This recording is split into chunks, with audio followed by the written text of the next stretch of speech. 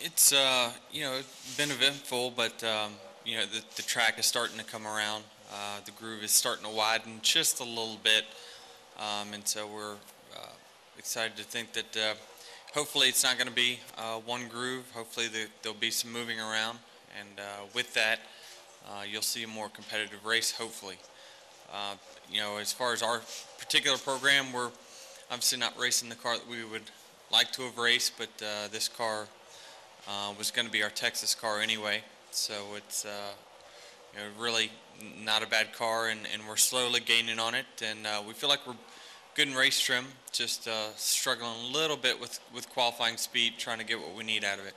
All right, we have questions for Denny. We, of course, have the wireless mics for you. Give us your name and affiliation before you start. We'll start off with Claire. Claire B. Lang, Sirius XM NASCAR Radio. How are you feeling today, Denny? After the hit yesterday, there was so much talk about it, and kind of put in perspective what you're thinking about that today. Feel 100% today. I thought I was good yesterday, and then obviously I got better with every hour. But today, after waking up, it's I'm 100% and good to go. So really, it's just business as usual for the weekend. The race weekend really starts today, so we really haven't lost too much, and I feel like we're up to speed with where we need to be. Let's go get Bob. Bob Parker, Sporting News. How did this car compare to the car that you wished you had been driving, and how much will temperature and wind conditions changing over the weekend impact, as far as preparation and what you can tell from now compared to Sunday? Obviously, with the temperatures being cool, the track has got a lot of grip. The speeds are extremely fast right now. But this car in particular, I think we've run a second faster in this one than what we did in the old one. But everyone's now a second faster with the rubber being laid down. So hopefully there's no rain. That would be the biggest kink that could be thrown into a double wide racetrack come Sunday is if rain gets washed out. It'll be tougher to lay down all the rubber that we spent days putting down. So we hope there's no rain. The breeze definitely is a factor in how you drive, depending on where the headwind is. You always drive into the corner with headwind a little bit more than you would the other corners. So it's it's a normal weekend. Honestly, nothing really feels different about it. It will be extreme track position, sensitive racetrack, and it'll be somewhat of an X factor because of that, because you just hope you have the right strategy at the end of the day to keep your car up front. If you don't, passing will be very, very tough. Let's go back to David and then to Jenna, please, and then Dustin.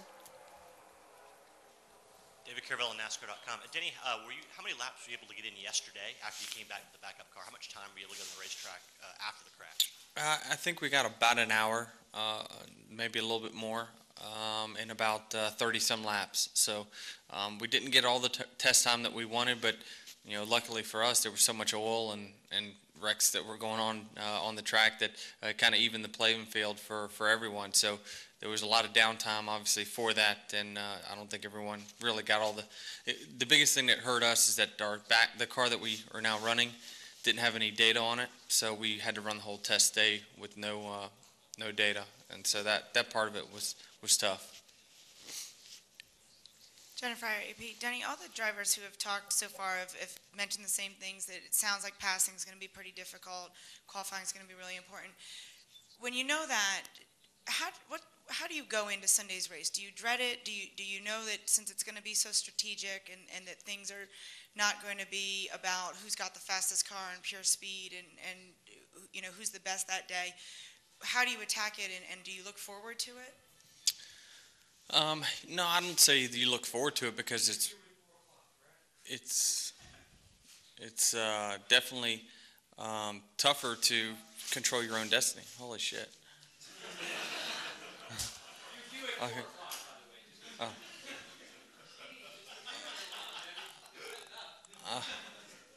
Tell her you call her back.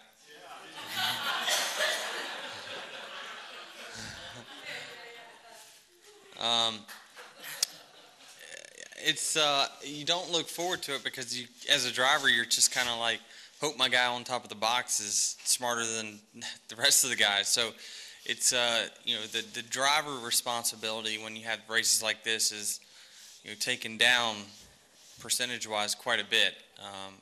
Honestly, you have to do your job on the racetrack, but just don't mess up more than going out there and attacking and being able to make up positions, because you're going to make up more positions with your strategy than you will ever having a fast race car and a good driver. So you've got this race now, which may come down to strategy. You've got these fuel mileage races. Is that the kind of chase that you want to see?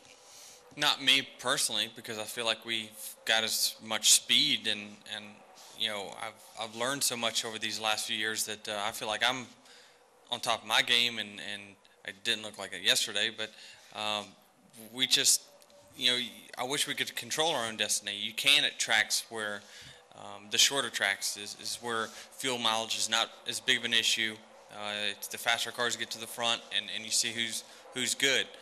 Here it's just kind of a mixed bag of what you get. So it's not the way I want to see it, but it's become part of our sport now with hard tires, fast racetracks, and all this downforce that we have. That's the product that you've got right now, and there's not much we can do to change it. Again, let's get Dustin, then come up to Holly, and then go back to Bob Pockris for a follow-up, please. Dustin Long, USA Today. In light of it being more of a strategy race, and I understand during the race it's a little bit more in the crew chief's hands, but what are things that you'll talk to Darian before the race in regards to strategy, and understanding this is such a strategy race, what are things you're going to be looking or thinking about in the car, or what your spotter to tell you about in the car as things are going on in front or behind you? Well, I think that what will happen is, once you get to halfway, you'll start planning where you want to be for the last stint, as far as your cycle on tires, how far you want to run on a set of tires. You'll start setting up for that last run well beyond the actual last run itself. So we did the same thing at Charlotte. When tire drop-off is not as much, you start planning for, literally we had to run 120 laps of fuel save mode because there just aren't any cautions anymore. And so I think that by having that, you've just got to almost run these races like road course nowadays. And that being said, I know you brought up Charlotte and had mentioned after the race, maybe if you could have gone one lap, been given the go one lap sooner. I could have gone 12 laps sooner. 12 laps. Is that what you ended up with, 12 Yeah. laps of fuel left? Okay, so you had that situation. How does that change so that it's not repeated this week that potentially cost you positions and points? I don't know. We don't have data to go by with fuel mileage, so it's all still a guessing game, and that's what I think NASCAR likes is to see is that, hey, there is a question mark whether you can or can't make it. It's no fun if you know. From their standpoint, like, okay, this guy can make it, this guy can't, and that's who's going to basically win the race. I think it's the drama of not knowing is what the race fan likes. But this is just a different kind of racing. With all these racetracks getting repaved, this is just what you're going to have for years and years until something really changes, either with the cars or the tires. Holly Kane, NASCAR.com, over to your left. Kind of on a bigger perspective, a couple of guys have said that in terms of the championship, and you guys up top going for it, that this feels every bit as much a wild card race as Talladega would because of all the unknowns going in. What are your thoughts on it in terms of how it plays into the championship as one of the guys really challenging for it? Well, I think it is a wild card, but it won't be where there's going to be some chase guys in the 30s because they wrecked and maybe possibly some that win the race. There won't be that big of a discrepancy, but I think that there will be a discrepancy of who finishes between 1st and 20th. I think on strategy, you easily could go one way or the other. So it's a wild card in that sense. You just hope that you're smarter or have things fall your way and cautions when you need them, they fall, things like that. So it's going to be a wild card. When you look at the remaining races, Texas, fast cars, good drivers will be at the front. Martinsville, same thing. Phoenix, little bit more of a wild card because it is a new surface and they have hard tires that don't wear out. All those things is a little bit of a wild card. And then Homestead, you'll see fast car, fast driver in the front as well. So I think that this is one that we personally have to get past to make sure we still have a shot at it, and we need to finish ahead of these guys this weekend. You just hope that we have the speed and the strategy to do it. So you know that this weekend, I need to give all the information I can on the racetrack to make sure Darian makes the right calls on the pit box, because he's going to be the biggest factor of where we finish this weekend. Okay, we're going to head back to Bob for a follow-up. We'll go back to Stephen over Mike Massaro. I'm Bob Parker, Sporting News. Earlier this week, Clint Boyer said he was pretty surprised that he's actually in the hunt for the title, considering, that he's with a new team this year and they'd never worked together. I mean, when you look at the standings, are you like, what in the world is Clint Boyer doing here? Not really, only because Clint will just top 5 and top 10 you to death. He'll be a guy that he's going to finish in that group every single week, and that's what he's really good at. He's extremely good at points racing. I think that every chase that he's been in it, he's really been right there in the mix, kind of hanging around that second to fifth place, simply because he does points race so well. So his team doesn't make a whole lot of mistakes. He doesn't. And so it doesn't surprise me that he is right there. And honestly, he just puts himself in the position each week to, if someone makes a mistake, he capitalizes 9 times out of 10 because he is so consistent. So you look at our finishes, and we're, like the stock market, and he's just flatline and right there with us. Steve Richards, the PRN. Headed to Martinsville. You won 3 in a row there at one point, and the last 3 races have been like 12th, 5th, and 6th. You've led 50, 60 laps each of those times. What's been preventing you from, getting back to victory lane there? Fuel strategy. One time, was when we finished 12th, we were leading the race and pretty much dominating, and got caught on pit road with a caution and went a couple laps down. And then after that, this year, the spring race is the one race we just did not run well. We had some setup issues that we found in the car afterwards, after the race was over, some mistakes that we made with our setup, and basically putting the wrong pieces in the wrong places. And so that is hopefully why we ran so bad in the spring, where we finished decent but not great. And so hopefully that's rectified, and honestly, we look forward to going back, especially as good as our short track program's been here in the last few, between New Hampshire and Richmond, which they don't necessarily correlate, but still it drives like short track. Denny, Mike Massaro, ESPN. You and I talked about this a little bit yesterday at the Care Center, about what Jeff Gordon said last week about if he were in the championship hunt, he might not be very honest about how he's feeling. Obviously, we saw where you stand on that, because you admitted you were feeling a little under the weather yesterday. But do you feel like there are drivers out there who might be a little bit less than honest if the championship weighed in the balance, and may not be as forthcoming with information to the medical people? For sure. There's no doubt about it that you would do whatever it took to stay in your car if you were in a championship battle. But one thing you can't hide is the signs that you are not right. You can say you're good and everything, but if you don't pass the tests that they put out there for you, then you're not going to get the opportunity to be in your car. So I think that there's enough things in place that they make sure there's safe drivers out there, and honestly, the competitor in you can fire on all cylinders, but when you're not right, you're not right. And so the medical staff does a thorough enough job to make sure that that's the case.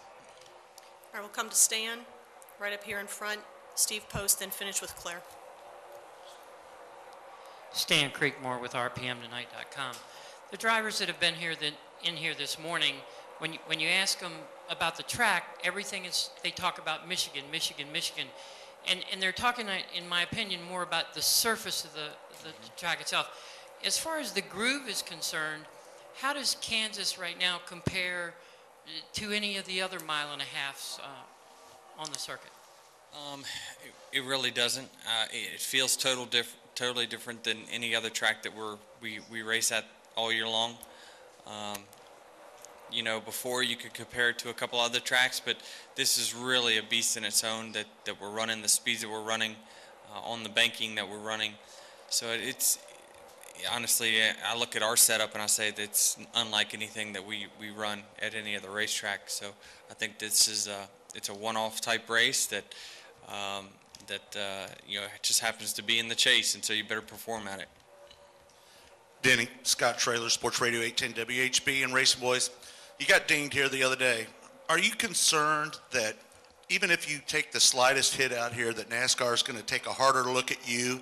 And does that change your philosophy when out there, maybe taking a little extra chance to get a couple more positions towards the end of the race?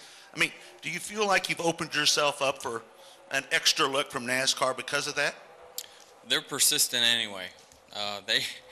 They're there calling and texting you before you even wake up, wanting to check up on you, and they do it all the time.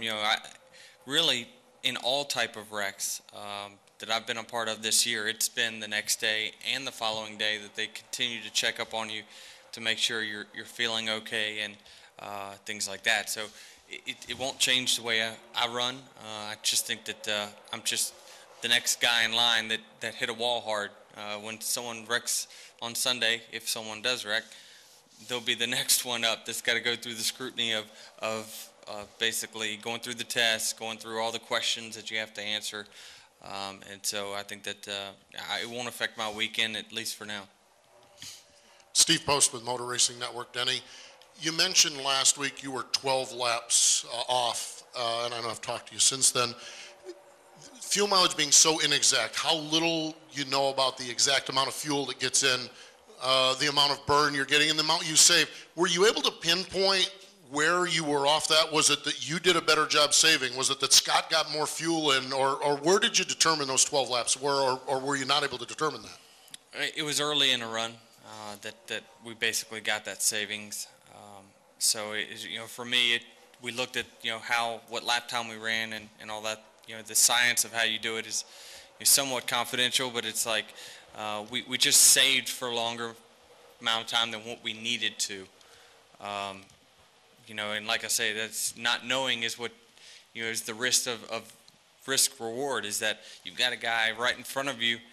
Do you go and try to pass him, or do you make sure you don't run out and finish behind your competitors that you're racing for the championship? So in that sense, I think that Boyer, they said that he was going as hard as he could go with 20 laps to go. If that was the case, then obviously we left a win on the table, and basically just 4 points. But still, it was a good day overall. But man, it's the non-science or science of it is what is really taken forefront with these race teams right now on this whole fuel mileage thing. A lot of it is just because of the limited amount of cautions. You just can't count on those cautions coming anymore at the end of the race. Go ahead, Claire, bring it home. Claire B. Lang, Sirius XM NASCAR Radio. I had John Darby on the air last night, and he said the real story of the weekend will be what driver has the cojones, or who is going to be brave enough to go high up on the upper groove and when. And I wonder if you can sort of digest that with the chase, with, you have a car, if you have a crash, you're in a backup car, who will win? The thought on that, pushing it. I'll say McMurray will be the first one up there. I don't know if it's going to be successful or not, but he'll find his way up there pretty soon. I don't know. It is, but I think you're just going to have to wait and see how the nationwide race plays out. Obviously, when there is double file restarts, you're forced to run that extra groove higher, and possibly that will make our groove wider. The ARCA race, a lot of those guys struggle with holding the bottom anyway, so I think that will widen the groove. And so I think that it's going to eventually be good for our race. And so I don't know what reward you'll get out of running higher, honestly. As much as we're in the gas, it's just people run higher to keep momentum up. Well, you've got so much momentum right now because we're running so fast right on the white line. What more momentum can you really gain because you're already out of the gas only for a half a second at the most? So I don't know what reward you would really gain by running up there.